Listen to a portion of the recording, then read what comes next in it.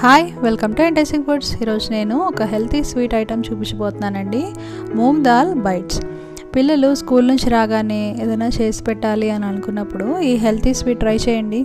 చాలా సింపుల్గా టేస్టీగా ఉంటుందన్నమాట.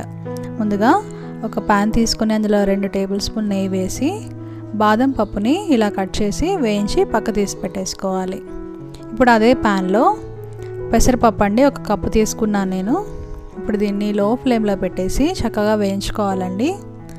ఒక 5 నిమిషాలు వేయించుకున్న తర్వాత మంచి అరోమా వస్తుందండి. ఇంకప్పుడు తీసేసుకోవాలి పక్కకి. చూసారా, ఈ మాత్రం వేగితే సరిపోతుంది. ఇప్పుడు ఇది కొద్దిగా చల్లారిన తర్వాత మిక్సీ జార్లో వేసేసి కొద్దిగా వాటర్ యాడ్ చేసుకుంటూ ఇలాగా మెత్తని పేస్ట్ పట్టుకోవాలండి. ఒకేసారి నీరు పోసేయకండి, కొద్దిగా పోసుకుంటేనే మనకి ఇలాగా మెత్తగా వస్తుందన్నమాట. ఇప్పుడు సేమ్ ప్యాన్లో 3 టేబుల్ స్పూన్ నెయ్యి వేసుకుని మనం మిక్సీ పట్టుకున్న పేస్ట్ అంతా వేసేసుకోవాలండి. ఇది త్వరగా ఉండకట్టేస్తుంది అనమాట, కాబట్టి లో ఫ్లేమ్లో పెట్టుకొని ఇలాగా తిప్పుతూనే ఉండాలన్నమాట. ఇప్పుడు మనం 1 కప్పు పెసరపప్పు తీసుకున్నాం కదండి, అదే సేమ్ కప్పుతో నేనైతే పట్టిక బెల్లం దాన్ని పొడి చేసి ఇలా 1 కప్పు వేసానండి.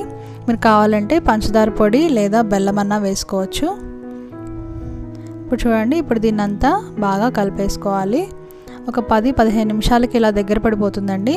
ఇప్పుడు ఇందులో 1 టీ స్పూన్ యాలక్కాయ పొడి, అలాగే 1 టీ స్పూన్ నెయ్యి వేసేసి బాగా కలిపేసుకొని ప్లేట్లోకి తీసేసుకోవాలి.